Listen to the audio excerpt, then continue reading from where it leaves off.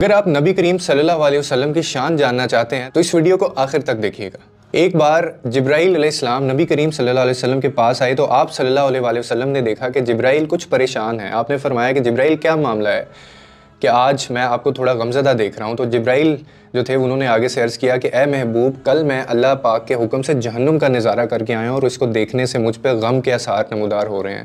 تو نبی کریم صلی اللہ علیہ وسلم نے فرمایا کہ جبرائیل مجھے آپ بتائیے جہنم کے کیا حالات ہیں؟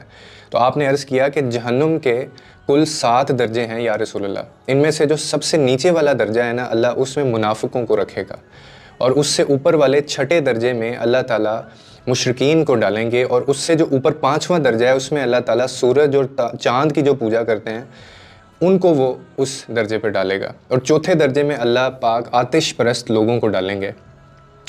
اور اس کے بعد وہ فرمانے لگے کہ 3رے درجے میں اللہ پاک یہود کو ڈالیں گے، اور 2سرے درجے میں اللہ تعالیٰ عیسائیوں کو ڈالیں گے۔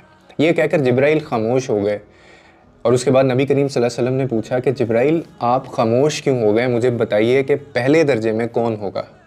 اب جبرائیل جو ہیں وہ جبرائیل علیہ السلام کہتے ہیں، عرض کرتے ہیں کہ یا رسول اللہ، پہلے درجے میں اللہ پاک آپ کے امت کے لوگوں کو ڈالیں گے۔ جب نبی کریم صلی اللہ علیہ وسلم نے یہ سنا کہ میری امت کے لوگ جہنم میں جائیں گے تو آپ اتنے غمزدہ ہو گئے، غمگین ہو گئے کہ اللہ کے حضور دعائیں کرنا شروع کر دیں، اور 3 دن ایسے گزارے آپ نے کہ آپ مسجد میں نماز پڑھنے کے لیے تشریف لاتے، نماز پڑھتے، حجرے میں تشریف لے جاتے، اس کے بعد دروازہ بند کر لیتے، اور حضور رو رو کر اس کے بعد دعائیں کر رہے ہیں۔ تو صحابہ بڑے حیران ہوئے کہ یہ کیسی کیفیت طاری ہو گئی ہے نبی پاک کریم صلی اللہ علیہ وسلم کے اوپر، گھر بھی تشریف نہیں لے کر آ رہے۔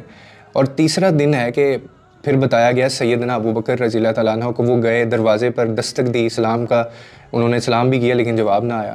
آپ روتے ہوئے سیدنا عمر کے پاس آئے اور فرمایا کہ میں نے سلام کیا لیکن سلام کا جواب نہ آیا، لہٰذا آپ جائیں، آپ کو ہو سکتا ہے سلام کا جواب مل جائے۔ اس کے بعد آپ بھی گئے تو آپ نے 3 بار سلام کیا لیکن جواب نہ آیا۔ حضرت عمر نے سلیمان فارسی کو بھیجا لیکن پھر بھی سلام کا جواب نہ آیا۔